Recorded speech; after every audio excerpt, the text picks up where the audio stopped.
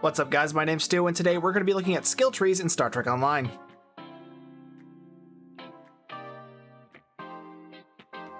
Skill trees are an important but often overlooked aspect of your build.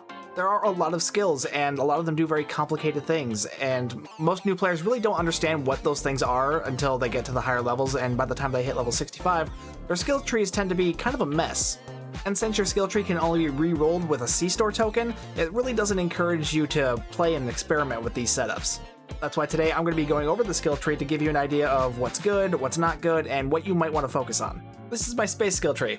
If it looks familiar, it's because it's based off of the one that Augmented Dictator Games uses. It's very tactical focused, but it's designed to support multiple builds on one character. It's a bit weak for science, but DPS and tank builds will have no problem with this. Like I said, I'm going to be going over each one of these skills to tell you what they do and what they're good for. That includes the choice selections down below. We'll start with the lieutenant skills. First over here is hull regen, that just affects your hull healing. Really not that important, even on a tank build. I mean, you guys have seen my tank, it's not necessary. Hull capacity, this affects your hull capacity.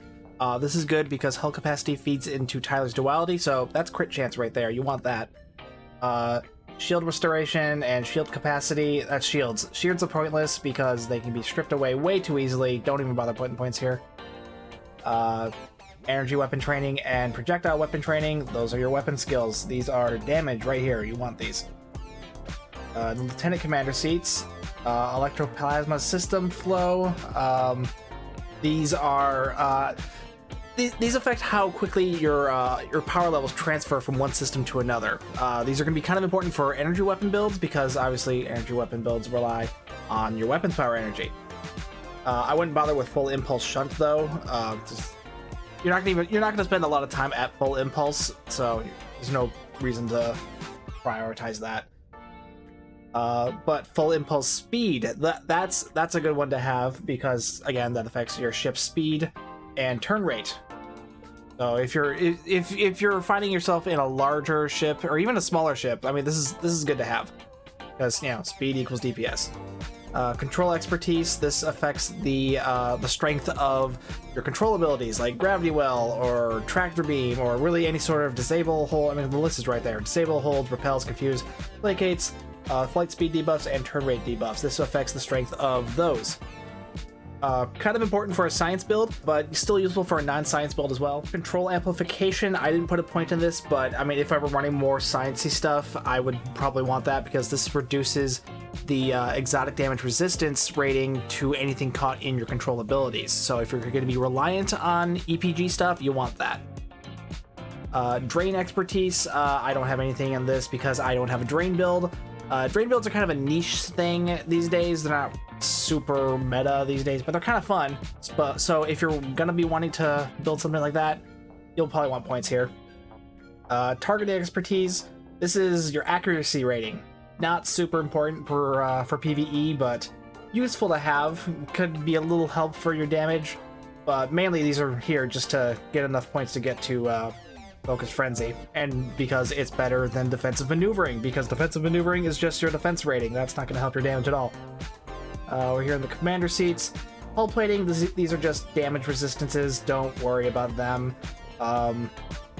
Damage control, this is more hull regen. Not even good hull regen, because most of this buffs your out of combat hull regen. Don't worry about that at all. More shield stuff. Don't. Weapon amplification and weapon amplification and weapon specialization. These are crit chance and crit severity. These are important. You want these. In the captain's skills, first we got defensive tuning and offensive tuning. These are your subsystem powers. So you're gonna, this one's gonna affect your shields and auxiliary. This one's gonna affect your weapons and your engines. I have points in both of these because I am supporting multiple builds. It also helps my onboard dilithium crystallizer build. But if you're not gonna be running something like that, or if you don't really care about science stuff, you could take this stuff and put it right here in the weapons, so you can get more weapons power. Or if you're running more sciencey stuff, you might want to take it out of weapons and put more into auxiliary. Depends on what you're running. But yeah, I would not bother putting anything into shields. because again, shields, ugh, they're nothing in the game right now. Exotic particle generation. This is sciencey space magic stuff. If you want to be running stuff like Gravwell or Tigan's Rift, or really any sort of space magic stuff, you want these skills because this is where the space magic happens. Even if you're not running a science build, these are still helpful because exotic damage is stuff like radiation, cold damage, physical damage. I think it's physical damage. Stuff like that though. Stuff that's not a typical weapons type damage. Anything that's not a typical damage type from weapons, that's exotic damage. And that can be stuff like radiation, which that's Kimisei laced weaponry. So that can still be helpful for non-sciencey builds. Long range targeting systems. One thing I don't think a lot of people know is that there is a distance penalty for your damage. So the further away you are, the less damage your weapons are going to be doing. That's why you want to be as close to your target as possible. But maxing out these skills is going to minimize that damage penalty. This is useful to have. Hull penetration and shield penetration. Again, that's more damage. That's, you know, bypassing your enemy shields and bypassing enemy damage resistances. Not going to be a super amount of DPS, but still helpful to have. And again, you want those points to get the Focus Frenzy. Warp Core potential, that's more power levels. These go to all your subsystems, so that's literally +5 right there from these two.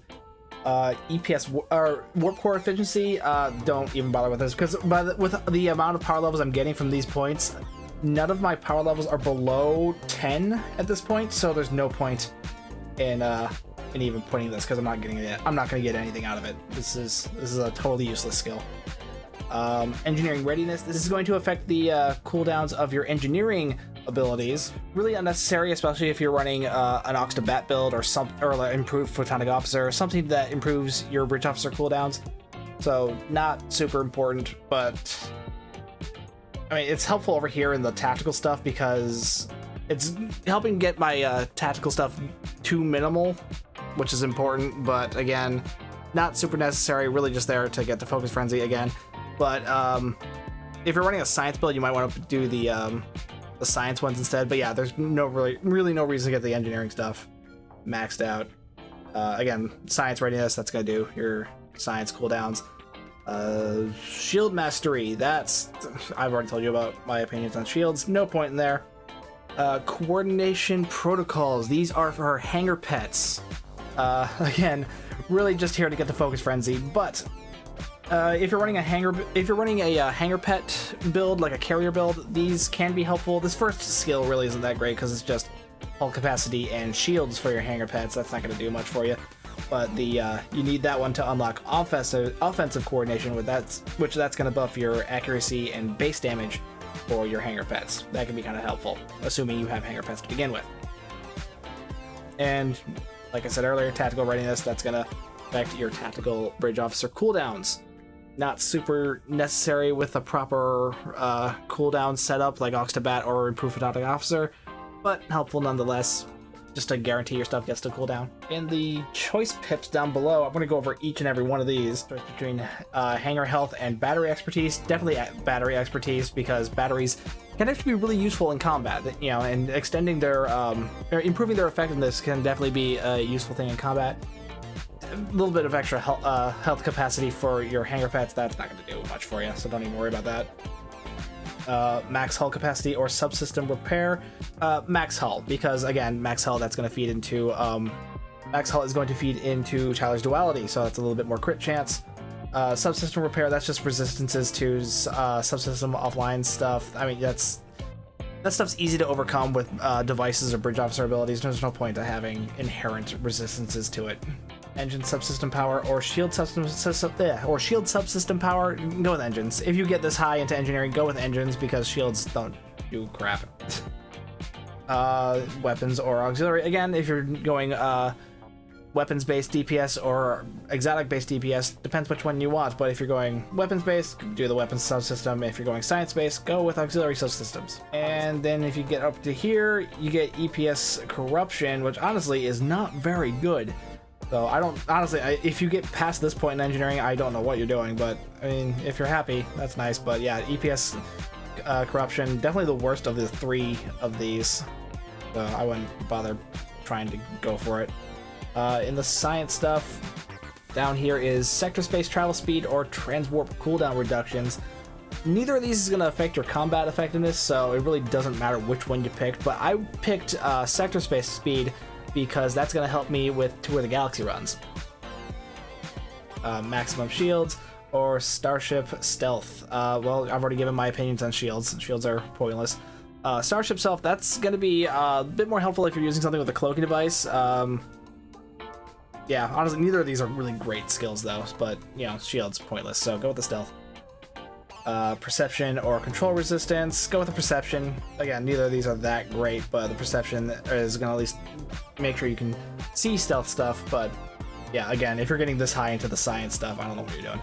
Subsystem energy drain resistance or shield drain resistance. Honestly, I don't even know which one I would go with. I would probably go with the energy drain resistance, just because a lot of my stuff is very energy focused. And again, shield's kind of pointless.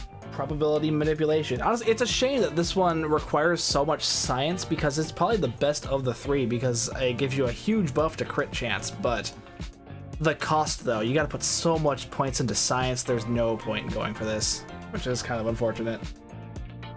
Okay, threat control or hanger weaponry. Now, if you're running a carrier build, I could see why hanger weaponry would be tempting, but threat control is still better. Because even if you don't have threatening stance on, it reduces your threat generation by 100%.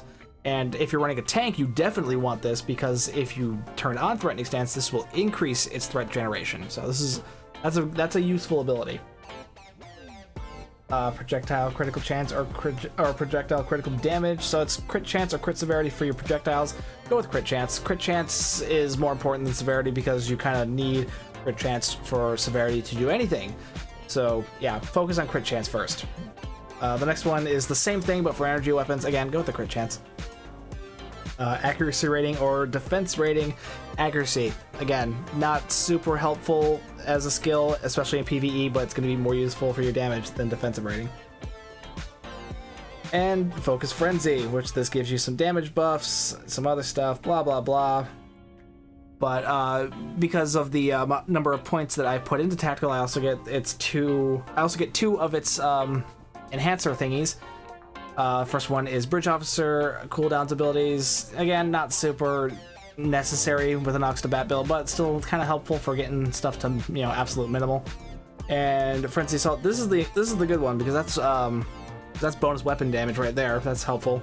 I did not go with Team Frenzy, because that just applies some of Focus Frenzy's buff to anyone else shooting at your target, and I am a selfish person, so I did not select that, because I needed to take one of those tactical points and put it over here to help my onboard Deadly Theme Christo build. So sorry.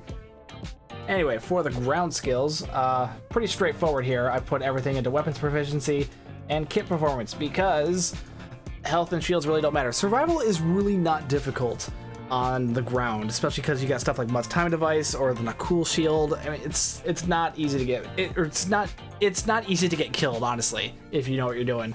So just get a decent ground build. I've got a couple on the channel right now, and I know there are others out there. You know, just, you know, find something that works for you. But, you know, weapons damage right here, kit performance right here.